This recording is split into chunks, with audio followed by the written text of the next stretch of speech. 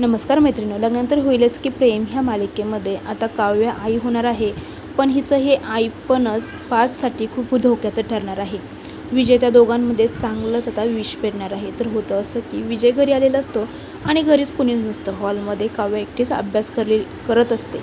याचाच फायदा विजय घेतो आणि तो म्हणतो, काव्या तुम्ही अभ्यास करताय का? तुम्हाला आयएस व्हायचं आहे असं मी ऐकले. काव्या म्हणते, हो, आयएस व्हायचं हे माझं स्वप्न आहे आणि ते मला पूर्णसुद्धा करायचं आहे. पण विजय म्हणतो, ते सर्व खरं आहे हो, पण तुम्ही आई होणार आहात, मग ही आईचं तुम्ही आता कसं पूर्ण करणार? काव्या म्हणते, ते तर कळत नाही आहे. विजय म्हणतो, पण तुम्हाला जर शिक्षण कंप्लीट करायचं होतं तर तुम्ही फॅमिली प्लॅनिंग का नाही केलं? बाळ व्हायचं की नाही होऊन द्यायचं हे पूर्णपणे आईच्या मनावरती असतं.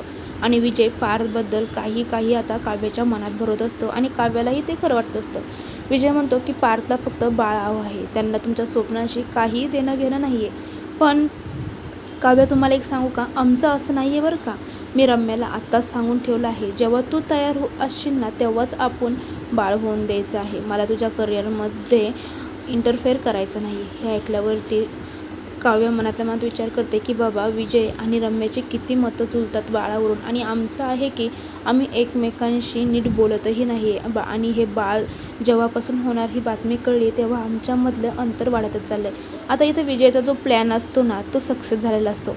विजयला काव्या आणि पार्थमध्ये दरी निर्माण करायची असते आणि ती केलेली असते. संध्याकाळी पार्थ घरी आल्यानंतर काव्या पार्थशी बोलण्याचा प्रयत्न करते. ती म्हणते, हे बाळ मला नको आहे. पार्थ म्हणतो, ठीक आहे, तुम्हाला जर हे बाळ नको असेल तर तुमची मर्जी, पण ह्यापुढे तुम्ही मला काही विचारायचं नाही आणि तुमच्या मनाला जे वाटेल ते तुम्ही करायचं आहे. यापुढे मी तुमच्या लाईफमध्ये कधीही इंटरफेअर करणार नाही. तुम्हाला तुमचं स्वप्न पूर्ण करायचं आहे ते ठीक आहे, करा तुम्ही तुमचं स्वप्न पूर्ण, असं म्हणून पार्थ आता तिथून निघून जातो. आता काव्या नेमका कोणता डिसिजन घेईन ह्यावरतीच सगळं अवलंबून आहे. काव्याच्या डिसिजनमुळे घरातले नाराज होतील का, घरामधली बसलेली घडी विस्कटणार आहे, हे सगळं पुढील एपिसोडमध्ये बघायचं आहे. त्यासाठी चॅनलला सबस्क्राईब करून ठेवा आणि व्हिडिओला लाईक करा. थँक्यू.